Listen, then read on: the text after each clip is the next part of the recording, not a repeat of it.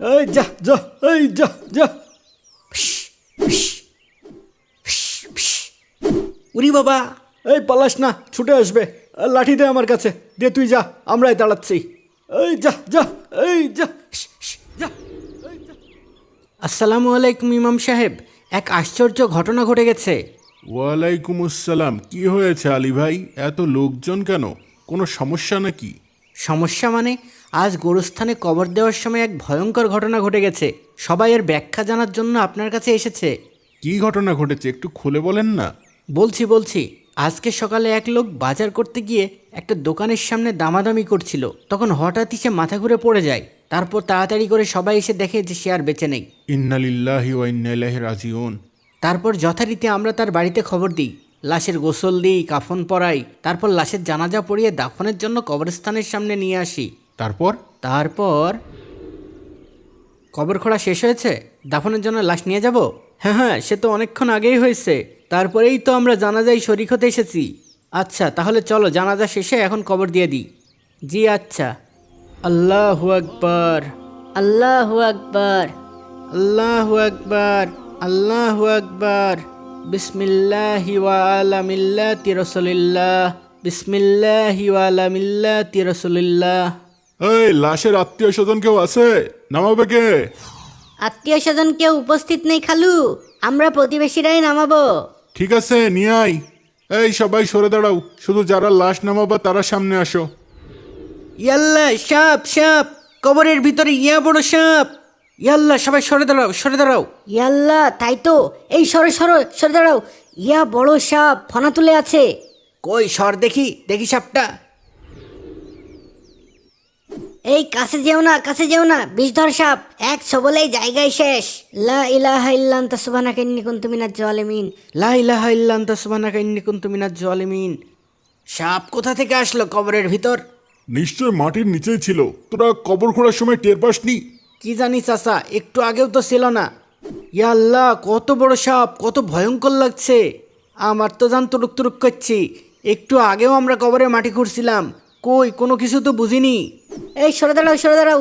একবার কামড় দিলে হাসপাতালে যাওয়ার সময় পাবা না, সোজা উপরে চলে যাবা। এই সরো সরো, সরে দাঁড়াও, আমি সাপটাকে তাড়িয়ে দিচ্ছি। সবাই দূরে যান, দূরে যান। আমরা কয়েকজন সাপকে তাড়িয়ে দিই, তারপর লাশ দাফন করব। এখন দূরে যান। এই যা যা, এই যা যা। উরি বাবা, এই পালাস না, ছুটে আসবে। লাঠি দে আমার কাছে, দিয়ে তুই যা, আমরাই দাঁড়াচ্ছি।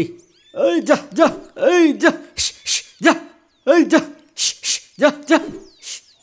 ভাই, কি করা যায়? এই সাপ তো এখান থেকে নড়েই না। আমার মনে হয় আর বেশি খোঁচাখুচি করা ঠিক হবে না, না হলে আবার তেড়ে আসতে পারে। এই চলো চলো, কি ভয়ঙ্কর সাপ, দেখেই ভয় লাগছে। হ্যাঁ, ঠিক বলেছ। সাবধানে চলো, সবাই সরে যাই। তারপর চাচার সাথে আলোচনা করি কি করা যায়। কি বলো? ঠিক আছে। তাহলে এখন লাশ দাফন করব কিভাবে? সাপ না সরে গেলে তো দাফন করা সম্ভব না। সাপের ভাব সাপ দেখে তো মনে হচ্ছে না সরবে। কেমন ফোঁস করছে দেখছেন না? মনে হচ্ছে কবরের দখল নিয়েছে। চাচা, তাহলে এখন উপায়? এদিকে সময় গড়িয়ে যাচ্ছে। আমার মনে হয় একটু দূরে আরেকটা কবর খোঁড়া ঠিক হবে, কি বলো? আর তো কোনো উপায় দেখছি না চাচা, লাশ তো দাফন করতে হবে, তাই না? আবার কবর খুঁড়ব? তাহলে যাও, সাপটা তাড়িয়ে দাও। না না, যাচ্ছি।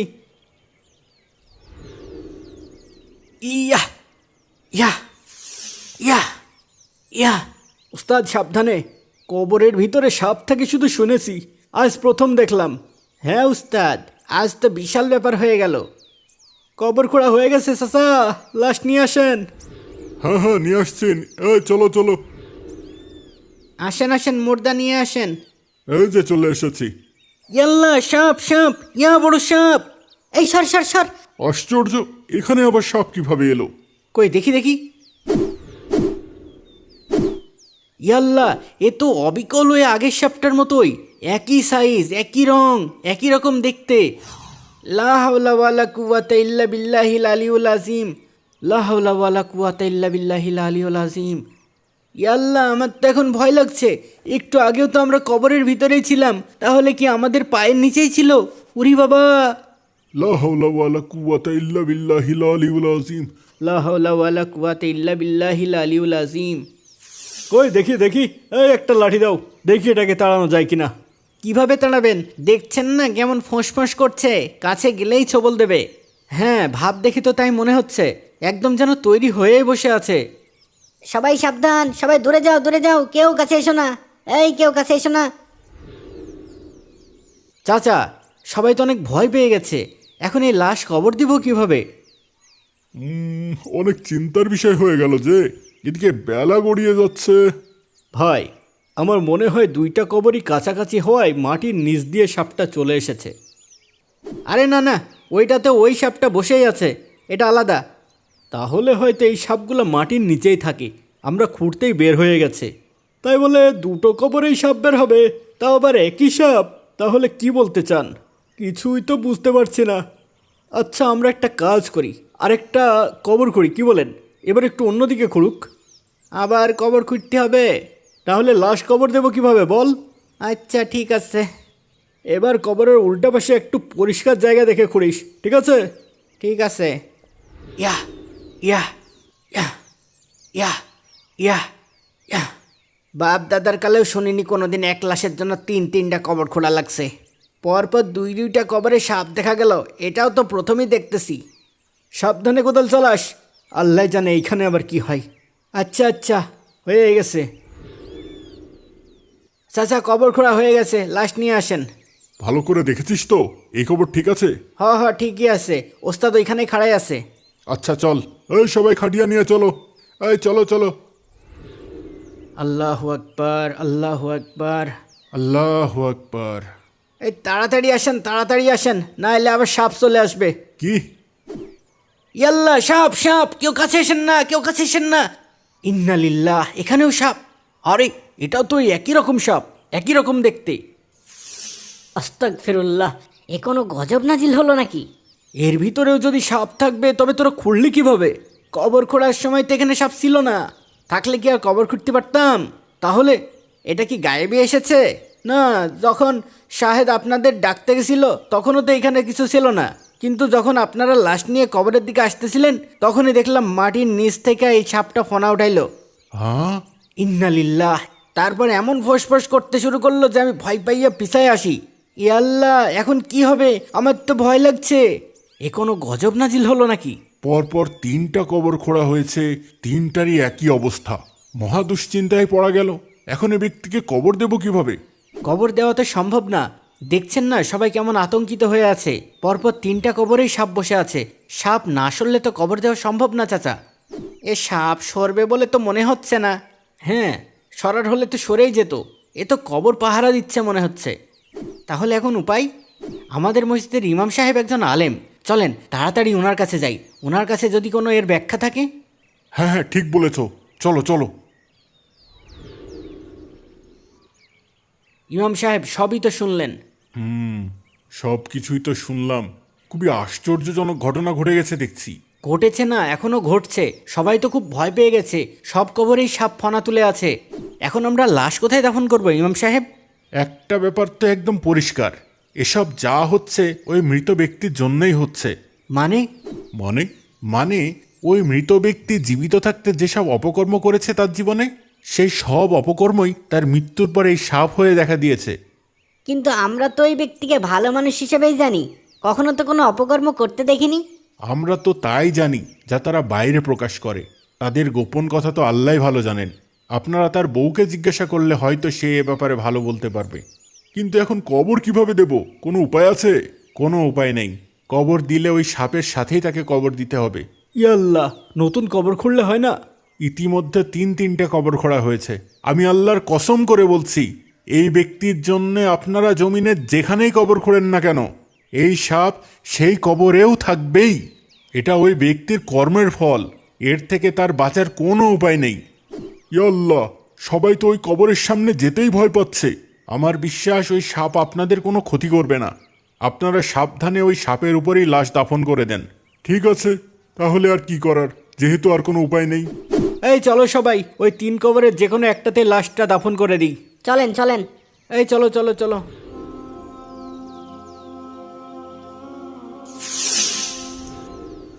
চাচা, লাশ তো না হয় আমরা সাপের সাথে দাফন করিয়ে দিলাম, কিন্তু একটা ব্যাপার তো আমার মাথা থেকে কিছুতেই যাচ্ছেই না। কি ব্যাপার?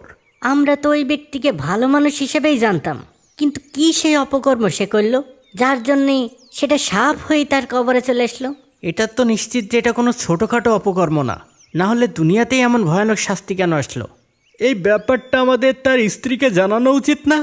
আর তাছাড়া ইমাম সাহেব তো বললই কোন অপকর্মের শাস্তি এটা এটা তার স্ত্রী ভালো বলতে পারবে। চলো আমরা তার স্ত্রীর কাছে গিয়ে এ ব্যাপারটা জানতে চাই। আমার স্ত্রী এ ব্যাপারে সাহায্য করতে পারবে। সে আমাদের হয়ে ওই মৃত ব্যক্তির স্ত্রীকে সব ব্যাপার জানাতে পারবে, আর ওনার বলা কথাও আমাকে জানাবে, যা আমিও সবাইকে জানাতে পারবো। চলো আলী ভাই, আমরা এখনই যাই, চলো চলো। কি এমন অপকর্ম হতে পারে যেটা সাপ হয়ে তার কবরে বসেছিল? এটা তো আল্লাহ সবচেয়ে ভালো জানেন। আপনার অনুভূতিটা বুঝতে পারছি ভাবি। একজন মৃত ব্যক্তির দোষ বের করা বা সেই দোষ সবাইকে বলা কোনো ভালো কাজ নয়, কিন্তু আজকের এই ঘটনাটাও খুব স্বাভাবিক কোনো ঘটনা না। আমার তো শুনেই গা শিউরে উঠেছে। যদি এমন কোনো কিছু আপনার জানা থাকে যেটা জানালে সবাই সাবধান হতে পারবে, নিজেদের এমন অপকর্ম থেকে বাঁচিয়ে রাখতে পারবে, তবে আমাদের বলেন, আমরাও অন্যদের সাবধান করতে পারবো। সবাই এই বিষয়টি জানার জন্যই অপেক্ষা করছে।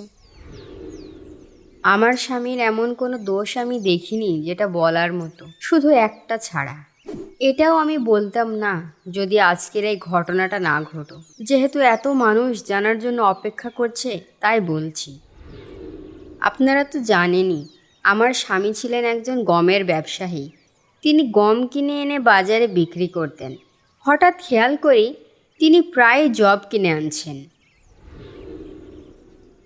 আপনি তো গমের ব্যবসা করেন, তাহলে এত জব কিনে এনেছেন কেন? গমের সাথে জব মিশিয়ে বিক্রি করলে লাভ বেশি হবে। কিন্তু এটা তো ঠিক না। যেটা গমের দামে বিক্রি করবেন তাতে শুধু গমই দিবেন, আর জব বিক্রি করলে জবের দামেই করবেন। কিন্তু বেশি লাভের জন্য গমের সাথে জব মিশিয়ে আপনি তো একটি অপকর্ম করছেন। অপকর্ম হবে কেন? গমও মানুষ খায়, জবও মানুষ খায়, তাহলে সমস্যা কোথায়? মাঝখান থেকে আমার লাভটা না হয় একটু বেশি হলো। আমার মনে হয় তার এই অপকর্মই মৃত্যুর পর সাপ হয়ে তার কবরে এসেছিল। ইয়া আল্লাহ, কি ভয়ঙ্কর! আমাদের চারপাশে কতজনই তো এমন অপকর্ম করে। যদি সবাইকেই কবর দেওয়ার সময় এমন ঘটনা ঘটে? হে আল্লাহ, আমরা আশ্রয় চাই আপনার কাছে এমন অপমানজনক শাস্তি থেকে। আশ্রয় চাই আপনার নিকট এমন ভেজাল কর্ম থেকে বেঁচে থাকতে। হে আল্লাহ, আপনি আমাদের সকল প্রকার অপকর্ম থেকে বেঁচে থাকার তৌফিক দেন। আমিন আমিন। আমিন আমিন।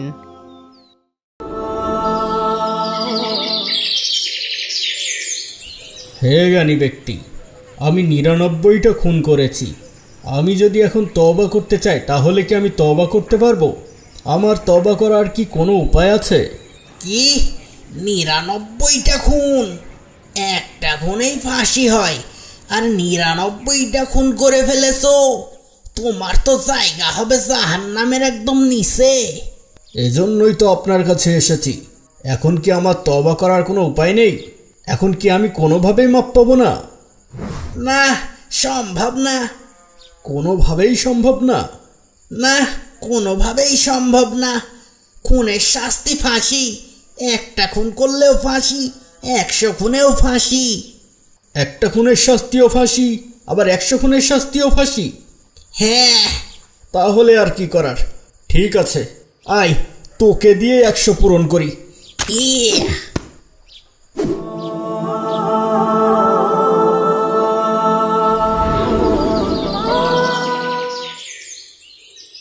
এই যে ভাই, আমাকে একজন জ্ঞানী লোকের সন্ধান দিতে পারেন যে আমার প্রশ্নের উত্তর দিতে পারবে? ওই যে ওই পাশের গ্রামের গির্জায় এক যাজক আছে, সে অনেক কিছুই জানে। আমার কাছে তো সেই জ্ঞানী ব্যক্তি ভাই। আপনি চাইলে তার কাছে যেতে পারেন। তার কাজ সারা, তার চেয়ে কোনো জ্ঞানী ব্যক্তি আছে? সেইটা তো আমার জানা নেই ভাই। আপনি বরং সামনের দিকে এগিয়ে একটু খোঁজ নেন, সেখানে কেউ হয়তো বলতে পারবে। আমি 100 খুন করেছি, একটা খুনেই নরক নিশ্চিত। আর আমি করেছি 100 খুন, আমার আর মাপ পাওয়ার কোনো আশা নেই। না না, নিশ্চয় আছে। আমি ভালো হতে চাই। নিশ্চয়ই কোনো জ্ঞানী ব্যক্তি বলতে পারবে কি করলে আমি ক্ষমা পেতে পারি। এখন কোথায় গেলে যে আমি একজন সত্যিকার জ্ঞানী ব্যক্তির দেখা পাবো, যে আমাকে উপায় বলতে পারবে, যে বলতে পারবে কিভাবে তওবা করলে আমি মাপ পাবো। আমি জাহান্নামে যেতে চাই না। ওই তো এক লোক আসছে এদিকে, তাকেই জিজ্ঞাসা করি যদি কোনো জ্ঞানী লোকের সন্ধান দিতে পারে। এই যে ভাই, আমাকে একজন জ্ঞানী ব্যক্তির সন্ধান দিতে পারেন? সবাই তো নিজেকে জ্ঞানী ব্যক্তি মনে করে। না না, আমার একজন সত্যিকার জ্ঞানী ব্যক্তির সন্ধান দরকার, যে আমার প্রশ্নের সঠিক উত্তর দিতে পারবে। হ্যাঁ, আছে তো। ওই যে পাশের গ্রামের পরে আর একটা গ্রাম আছে, ওই গ্রামে এক লোক আছে যে কিনা এক খোদায় বিশ্বাস করে। আশেপাশের সবাই তাকে জ্ঞানী ব্যক্তি বলে। তুমি চাইলে তার কাছে যেতে পারো, সে হয়তো তোমার প্রশ্নের উত্তর দিতে পারবে। তোমাকে অনেক ধন্যবাদ ভাই।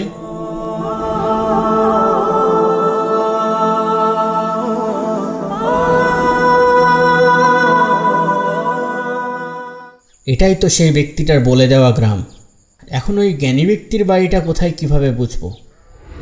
ওই যে সামনে একটা দোকান, দোকানদারকে জিজ্ঞাসা করি, যেহেতু স্থানীয় লোক নিশ্চয়ই সে বলতে পারবে। এই যে দোকানদার ভাই, এই গ্রামে নাকি এক খোদায় বিশ্বাস করে এমন একজন জ্ঞানী ব্যক্তি বাস করে। তুমি কি তার বাড়ির ঠিকানাটা বলতে পারবে? হ্যাঁ, অবশ্যই, তাকে সবাই চেনে। তুমি সোজা রাস্তা ধরে চলে যাও, তারপর একটা তালগাছ দেখতে পাবে, সেখানে তার বাড়ি। না, তখন তুমি বাঁক নিয়ে বামে যাও, কিছু দূর গেলে একটা বাড়ির পাশে বটগাছ দেখতে পাবে, সেখানেই তার বাড়ি। আরে না, সেখানে দেখবে কিছু লোক মাচায় বসে গল্প গুজব করছে, তাদের জিজ্ঞাসা করলে তারা দেখিয়ে দেবে কোন দিকে যেতে হবে। ঠিক আছে ভাই। আরে বললাম বামে যেতে, লোকটা ডানে যায় কেন?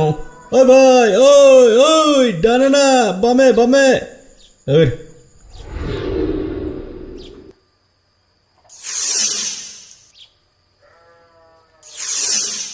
তাদের কথা মতো এই বাড়িটাই ওই জ্ঞানী ব্যক্তির হওয়ার কথা। আশেপাশে কাউকে তো দেখছি না। যাই, দরজায় কড়া নেড়ে দেখি কেউ ভিতরে আছে কিনা।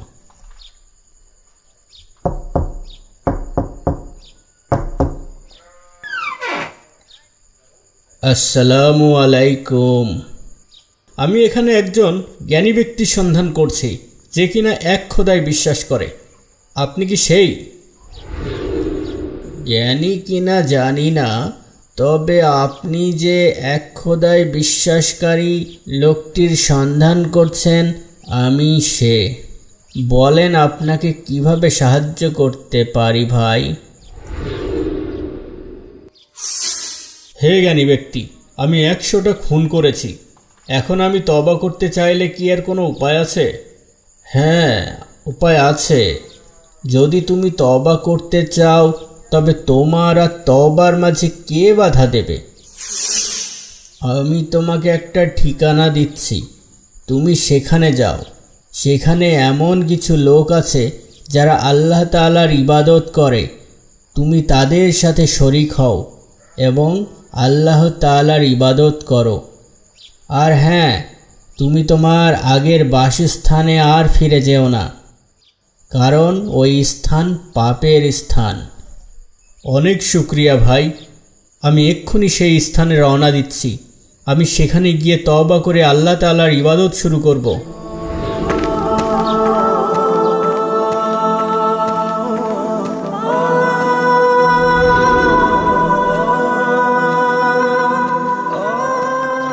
ইয়াল্লাহ, আমার কি মৃত্যু এসে গেল!